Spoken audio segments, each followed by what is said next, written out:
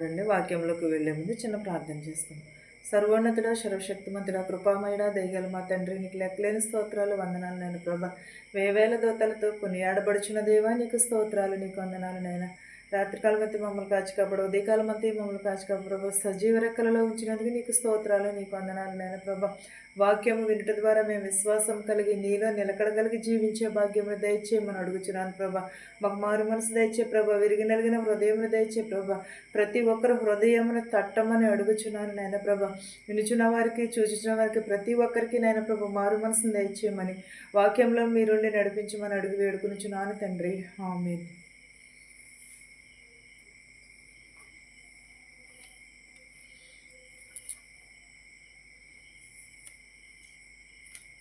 ఒకటో పేతురు 3:4 చూద్దాం. సాధువైనట్టియు మృదువైనట్టియు నట్టినైనను గుణమును కారణమగు గల మీ హృదయ అంతరంగ స్వభావము మీకు అలంకారముగా ఉండవలెను. అది దేవుని దృష్టికి మిగుల విలువగలిదై ఉండను. ఎలా ఉండాలి మన హృదయము? నీ దగ్గర ఒకవేళ కారు లేకపోవచ్చేమో, ధనము లేకపోవచ్చేమో, డబ్బు లేకపోవచ్చేమో, ఇల్లు లేకపోవచ్చేమో, కానీ ఏముండాలి? సాధువైనట్టు మృదువైనట్టు కూడా మృదత్వమును కలిగి ఉండాలి.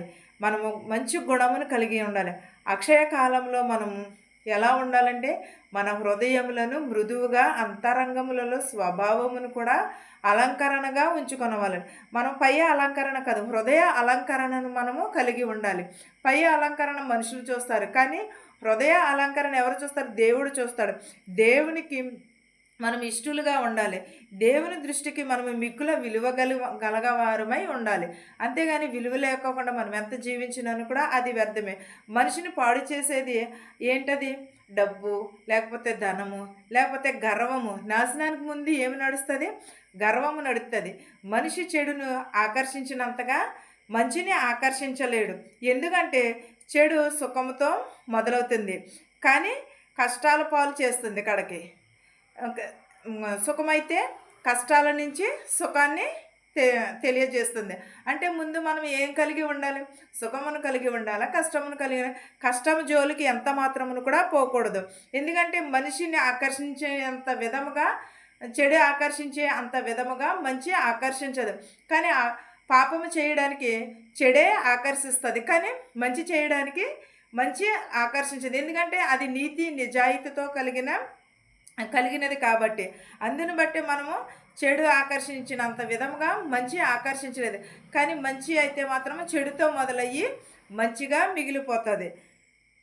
ఫిలిప్పీయులకు 4:4 చూద్దామండి. కష్టాలలోనూ ఆనందించు, క్రీస్తుతో నీ ఐక్యతను గుర్తు చేసుకో.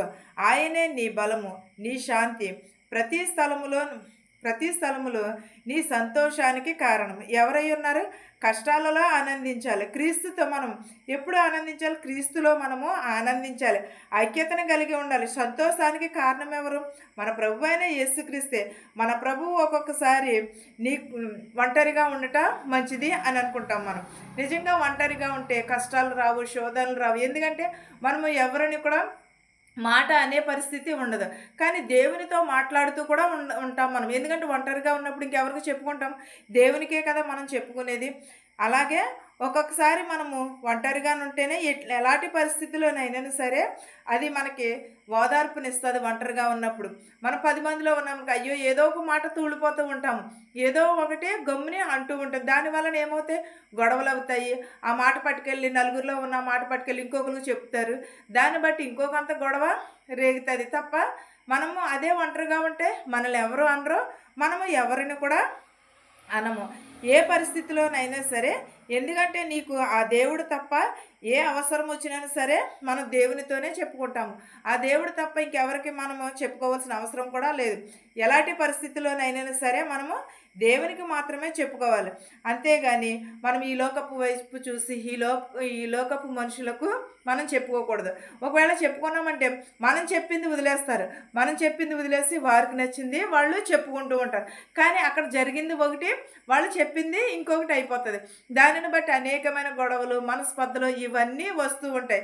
కానీ మనం దేనిని దేనిని బట్టి మనము సంతోషించాలంటే దేవుని బట్టి మనము సంతోషించాలి. మనకి మనశ్శాంతి కావాలన్నా ప్రతి విషయంలో ప్రతి పరిస్థితిలోనూ కూడా దేవునితోటే మనము చెప్పుకోవాలి. దేవుని యందే మనము సంతోషించాలి. పిలిపిలకు 4:6 చూద్దామండి. దేనిని గూర్చి చింతపడకుడి గాని ప్రతి విషయంలోనూ ప్రార్థన విజ్ఞాపముల చేత కృతజ్ఞతాపూర్వకముగా మీ విన్నపములు దేవునికి తెలియజేయుడి. ఎవరికి తెలియజేయాలి మన విన్నపములు? దేనిని గురించి కూడా మనము చింతపడకూడదు. చింత యావత్తు కూడా మన ప్రభువే తీరుస్తానంటున్నాడు. యుద్ధము మీరు చేయండి, కానీ మీ వెనక ఉండి నేను విజయాన్ని మీకు సాధిస్తానని చెప్పుచున్నాడు. యుద్ధము ఎవరిది? యెహోవాదే. మనకి ఏ కష్టం వచ్చినా, ఏ శోధన వచ్చినా కూడా దేవుడు చూసుకుంటాడు. మన చింత యావత్తు కూడా ప్రతి విషయంలోనూ కూడా దేవుని యందు మనం ప్రార్థనా విజ్ఞాపనలు కలిగి ఉండాలి. ఏ పనిలోనైనా సరే మనం కృతజ్ఞతాపూర్వకంగా విన్నపము చేసుకోవాలి. కొన్నిసార్లు మనకి మనమే ఏం చేసుకోవాలి? సాధనము చేసుకోవాలి. కొన్నిసార్లు మనం భుజం తట్టుకోవాలి. ఎందుకంటే మనమంటే కిట్టని వారు అనేక మంది ఉంటారు, మనమంటే నచ్చిన వారు అనేక మంది ఉంటారు. ఈ లోకంలో కొన్నిసార్లు మనకి మనమే సాధనము చేసుకోవాలి, మనకు మనమే నవ్వుకోవాలి. ఎందుకనంటే మనం కష్టాల్లో ఉన్నప్పుడు మన బాధ చెప్పుకున్న వారు నవ్వేవారే తప్ప కానీ తీర్చేవారు కూడా ఎవరు ఉండరు ఈ లోకంలో. ఎందుకంటే మనం ఏది కష్టాల్లో పడిపోతే ఎవరైనా చెయ్యి అందిస్తారా? ఎవరు కూడా చెయ్యి అందేవారు. ఇంకా గోతులకు నెట్టేయాలనే చూస్తారు తప్ప కానీ చెయ్యి అందించే వాళ్ళు ఎవరును కూడా ఈ లోకంలో లేరు. ఎందుకంటే మనము పాపయూబులో పడిపోయామనుకో, వారిని ఇంకా పాపయూబులోకి గెంటేయాలని చూస్తారు, కానీ అయ్యో ఇలా చేయకూడదు, అలా చేయకూడదని చెప్పేవారు ఎవరును కూడా ఉండరు. కానీ మనం పాపం చేస్తుంటే సంతోషించేవాళ్ళే. ఒకవేళ మనం నీతిగా నిజాయితీగా బతుకామనుకో, వాళ్ళ మీద కూడా ఏదో ఒక బురద చెమ్మాలనే ఉన్నా ఈ లోకంలో ఉండే జనమే అలా ఉన్నారు. ప్రజలందరూ కూడా అలాగే ఉన్నారు తప్ప కానీ ఎవరైనా కూడా గోతిలో పడిపోయిన వారిని లేవనెత్తేలాగా ఎవరూ లేరు. మన కష్టాలను చూసి, మన కష్టాలు పాలవుతే చూసి నవ్వుకునేవారే. ఈ లోకంలో కొన్నిసార్లు మనము నవ్వుకుంటాము, ఏడ్చుకుంటాము, ప్రతిదీ కూడా జరుగుతూ ఉంటుంది. కానీ మనకు మనమే ఏం చేసుకోవాలి? ఓదార్చుకోవాలి. మనం ఓదార్చుకుని మనకు మనమే ఈ లోకంలో అన్నిటికంటే మన ప్రభు అయిన యేసుక్రీస్తు ప్రేమే చాలా గొప్పది. ఈ లోకంలోని రాజులు నమ్ముకునే కంటే, భూరాజులు నమ్ముకునేట కంటే, మనుషులను నమ్ముకునేట కంటే యెహోవాని ఆశ్రయించుట ఎంతో మేలు అన్నాడు. కానీ ఇక్కడ ఎవరిని కూడా నమ్ముకోకుండా దేవునిని నమ్ముకోమన్నాడు. మన దేవుడు మనలను ఎప్పుడును కూడా విడిచిపెట్టడు, మనలను వేరు చేయడు, ఏ విషయంలోనూ కూడా మర్చిపోడు. ఎల్లప్పుడూ కూడా మనము దేవునికి విన్నపములు చేసుకోవాలి. ఎల్లప్పుడూ కూడా మనము దేవునికి మొరపెట్టుకోవాలి. ఇర్మియా 33:3 3 నాకు మొరపెట్టుము, నేను నీకు ఉత్తరమిచ్చేదను. నీవు గ్రహింపలేని గొప్ప సంగతులను, గూఢమైన సంగతులను నీకు నేను తెలియచేసేదని. ఏమన్నాడు? యెహోవాకు మొరపెట్టినప్పుడు నీకు నేను అనేకమైన గూఢమైన సంగతులను నీకు తెలియచేసేదని అన్నాడు. ఎక్కడ అవమానం పొందామో అక్కడ మనము ఘనత నొందాలి. ఎవరు నిన్ను త్రొక్కివేయాలనుకున్నారో, నువ్వు పనికిరావని అన్నారో వాళ్ళ ఎదుటే మనం ఏం చేయాలి? నిలవబడి చూపించాలి. అంతేగాని పడిపోయాం కదా అని ఆ గోతిలోనే ఉండిపోకూడదు. మనం లేచి దేవుని ఎదుట ప్రార్థిస్తే, మనకి మన విన్నపములన్నీ దేవుని ఎదుట మనం చెప్పుకుంటే ప్రతిదీని కూడా మనకి సాధ్యమవుతుంది. ఏ విషయంలో అవును, ఎక్కడైనా సరే మనము మోకరించి ప్రార్థించిన వెంటనే దేవుడు మన ప్రార్థనలను ఆలకిస్తానంటున్నాడు. మనకు తెలియని గూఢమైన సంగతులను మనము మొర్రపెట్టగా ఉత్తరం ఇస్తానని చెప్పుచున్నాడు. కానీ మనం ఎక్కడ అయితే పడిపోయామో అక్కడే మనము లేచి నిలబడాలి. దానికంటే ముందుగా ఏం చేయాలంటే మనము తగ్గించుకునే స్వభావమును కలిగి ఉండాలి. మనం ఎప్పుడైతే తగ్గించుకుంటామో అప్పుడే హెచ్చించబడతాము. అంతేగాని మనం గర్వంగాను కోపంగాను ఉంటే మనకి నాశనాన్ని మనమే తోడు తెచ్చుకున్నట్టు.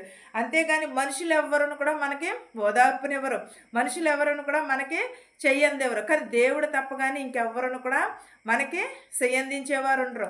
ప్రతి ఒక్కరము మనం ఏం చేయాలి? ప్రార్థనా విన్నపములతో దేవుని యందు మనము మెలకువ కలిగి ప్రార్థన చేయాలి. మనము సిగ్గుపడకూడదు. దేవుని ఎదుట మనము సాష్టాంగపడి మనము దేవునిని కొనియాడబడాలి. అంతేగాని మనం లేచి నిలబడాలంటే దేవుని ఎదుటనే మనం అంతకంటే ముందుగా ఏం చేయాలంటే మన ప్రవర్తన బాగోవాలి, మన మాట తీరువు బాగోవాలి, ప్రతిదీని కూడా బాగోవాలి. అంతేగాని మన మాట తీరువు మార్చుకోకోకుండా, మన పద్ధతి మనం మార్చుకోకోకుండా ప్రభువా ప్రభువా అని పిలిస్తే దేవుని రాజ్యంలో మనము ప్రవేశించలేం. ప్రభువా ప్రభువా అని పిలిచేవాడు ఎవడను కూడా దేవుని రాజ్యంలో ప్రవేశించలేరు. కానీ మనము నిజమైన మారు మనసును, నిజమైన రక్షణను ఎరిగిన వారు మాత్రమే దేవుని రాజ్యంలో ప్రవేశించగలరు. ఈ వాక్యమును మీకును మాకును మనందరికీ తోడయుండును గాక. ప్రార్థించుకుందాం. స్తుతి స్తుతి స్తుతి ప్రభా, నీకు స్తోత్రాలు నాయన. నిజున్న వారికి చూచుచున్న వారికి మారు మనసు దయచే ప్రభా. ప్రతి ఒక్కరి బిడ్డని ప్రభా దీవించి ఆశీర్వదించి ప్రభ. చిన్నవారు మొదలుకొని పెద్దవారిని కూడా దీవించినాను ప్రభు. వృద్ధాప్యంలో ఉన్నవారిని, నడు వయసులో ఉన్నవారిని, అంగవైకల్యం కలిగిన వారిని, చెవిటి వారిని, మోగవారిని కూడా దీవించమని అడుగుచున్నాను నాయన ప్రభ. ప్రతి ఒక్కరి కుటుంబంలో శాంతిని, సమాధానం దయచేయమని అడుగుచున్నాను నాయన. నీ కనికరముని, నీ దయని దయచేయమని అడుగుచున్నాను ప్రభ. విరిగి నలిగిన హృదయమును దయచేయమని అడుగుచున్నాను ప్రభ. వినుట ద్వారా మేము విశ్వాసం కలిగి మారు మనసు పొందుటకు సహాయం చేయమని అడుగుచున్నాను ప్రభ. మా దేశాలని, మా సంఘాలని దీవించమని అడుగుచున్నాను ప్రభ. ఇతర దేశాల్లో ఉన్న ప్రతి ఒక్క బిడ్డని దీవించమని అడుగుచున్నాను ప్రభ. ఎవరెవరైతే ఏ వాహనంలో అయితే నడుపుచున్నారో వారి వాహనములతో సురక్షితంగా వారి గృహాలకు చేర్చినాను ప్రభ. ఎవరెవరైతే ఏ చేతి పనులు అయితే చేయుచున్నారో ప్రభ, వారి చేతి పనులను దీవించమని అడుగుచున్నాను ప్రభ. ప్రతి ఒక్కరి కుటుంబంలో శాంతిని, సమాధానం దయచే ప్రభ. విరిగి నలిగిన హృదయం దయచే ప్రభా. మారు మనసు దయచే ప్రభా. ఎన్నో చోట్ల మీటింగ్స్ జరుగుతున్నాయి ప్రభా. అయినను ప్రభా మేము ఆ హృదయములు మారట్లేదు ప్రభా. మారే భాగ్యమును దయచే ప్రభా. ఎదుటివారిని మేము హింసించేవారుగా కాకుండా ప్రభా, నిన్ను స్తుతించేవారుగా ఉండుటకు మాకు సహాయం చే ప్రభా. మా హృదయము మార్చు ప్రభా. మా మనస్సులు మార్చు నాయన ప్రభా. ఎదుటివారి మీద బురద చిమ్మేవారుగా కాకుండా ప్రభా, వారిని చెయ్యందించే హృదయం కలుగుటకు సహాయం చే ప్రభా. ఎవరింట్లో ఏ శోధన ఉన్నదో నాకు తెలియదు కానీ నీకు తెలుసు నాయన ప్రభా. ఎవరి ఒంట్లో ఏ రోగం ఉన్నదో, ఏ వేదన ఉన్నదో నాకు తెలియదు కానీ నీకు తెలుసు నాయన ప్రభా. స్వస్థపరచు యెహోవా అని నేనే అన్నావు నాయన ప్రభా. ప్రతి ఒక్కరిని స్వస్థపరచు నాయన ప్రభా. శాంతిని, సమాధానముని దయచేయమని అడుగుతున్నాను ప్రభా. నా కుటుంబము నిత్యము ప్రభా నిన్ను స్తుతించే భాగ్యముని దయచేయమని, నా ప్రార్థనను అంగీకరించమని యేసు నామములో బ్రతిమాలి వేడుకునిచున్నాను తండ్రి. ఆమేన్. పరలోకమందున మా తండ్రి, నీ నామము పరిశుద్ధపరచబడును గాక. నీ రాజ్యం వచ్చును గాక. నీ చిత్తము పరలోకమందు భూమిందు నెరవేరినట్లును మా అనుదినాహారం నేడు మాకు దయచేయము. మా రుణస్థులను మేము క్షమించిన ప్రకారము మరణములను క్షమించుము. దుష్టుని నుండి, శోధన నుండి తప్పించుము. రాజ్యమును, శక్తియు, మహిమయు నిరంతరము నీవై ఉన్నావు మా తండ్రి. ఆమేన్. చూచుచున్న వారికి, వినుచున్న వారికి సదాకాలము నీ కృపతోడై ఉండును గాక. ఆమేన్. అందరికీ వందనాలు.